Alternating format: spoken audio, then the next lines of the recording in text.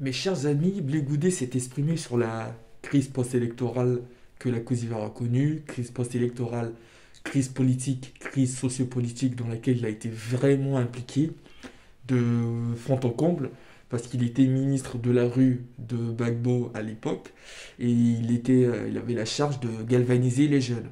Donc Blé Goudé a quand même sorti des discours assez véhéments, assez agressifs à l'époque, pour instrumentaliser, il faut se le dire, les jeunes afin qu'ils soient dans la rue et qu'ils manifestent.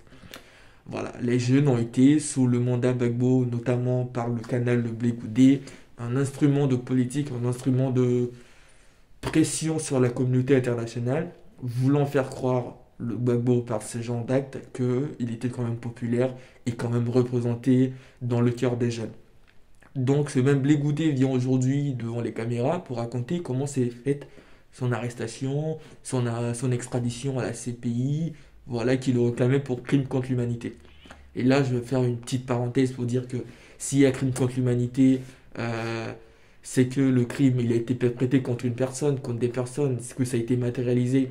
On le sait, il y a eu des crimes contre l'humanité, de la barbarie qui a été perpétrée en Côte d'Ivoire durant la crise post-électorale. Et même avant, durant toute la décennie de crise, de déstabilisation en partant du coup d'État contre Robert Guéhi jusqu'à l'arrestation de Gbagbo.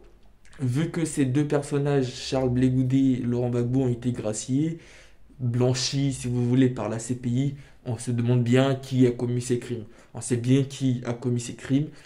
Ces gens sont au pouvoir aujourd'hui en Côte d'Ivoire et on demande juste à la CPI d'être indépendant pour une fois et de ne pas faire une justice à géométrie variable, d'aller enquêter à Abidjan pour arrêter ces personnes qui ont massacré massivement les Ivoiriens. On le sait tous.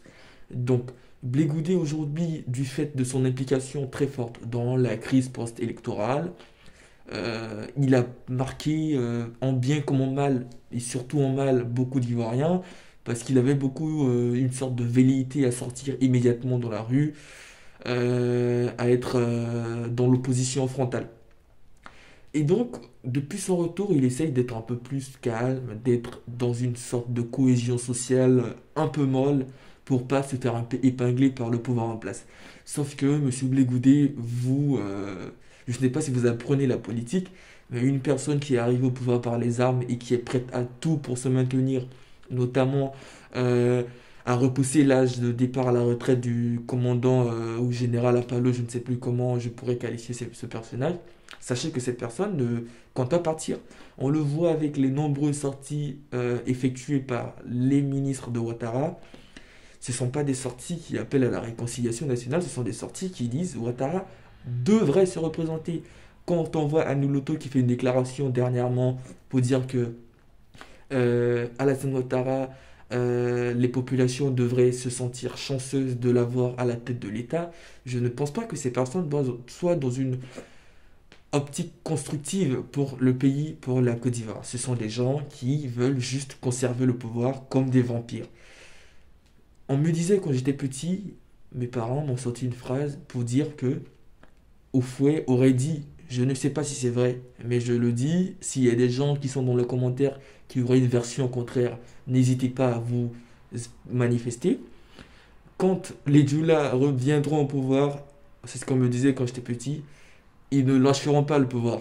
Donc c'est ça qu'on voit aujourd'hui se manifester, notamment avec Ouattara qui place tous tous les gens de la même consonance ethnique dans, à la tête des administrations et des postes clés de la Côte d'Ivoire. C'est une forme de pouvoir que moi je dénonce du fait que ça n'inclut pas toute la disparité d'ethnie et d'origine qu'on a en Côte d'Ivoire. Le pouvoir est concentré aux mains d'une seule ethnie. Ça, ce sont les bases d'une crise qui viendra et qui va exploser. Quoi qu'on le veuille, à partir du moment où vous ostracisez une partie de la population et que vous ne faites bénéficier que des gens qui sont issus du même bord ethnique que vous plantez là les graines de la division sociale. Et on sait sur quoi débouche la division sociale. Alors revenons-en à Blé Goudé, je me suis un peu écarté. Blé Goudé, s'il veut être crédible dans le combat qu'il a mené sous Gbagbo jusqu'à maintenant, bien sûr, il doit être dans une optique de réconciliation. Bon, lui, il est là, je veux de la réconciliation, mais les gens en face, le pouvoir en face, ne prononce pas des discours de réconciliation, plante les germes de la déstabilisation. Il faut qu'il soit un peu plus virulent dans ses discours pour réclamer ses droits.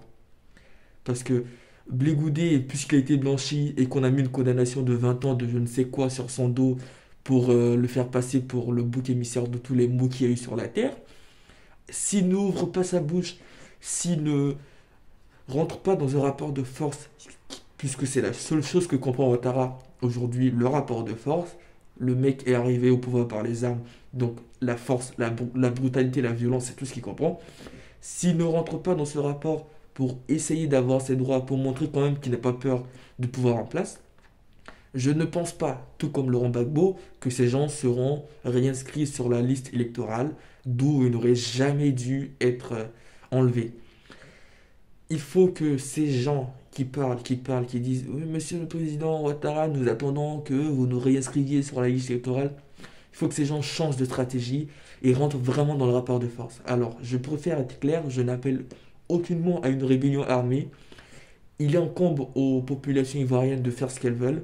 Je demande juste que un niveau supérieur soit passé parce que nous sommes aujourd'hui dans une forme de léthargie, dans une forme de statu quo où rien n'avance et toujours les mêmes demandes se font ressentir. Voilà, contre le pouvoir de Ouattara, il faut être un peu plus virulent, un peu plus fort.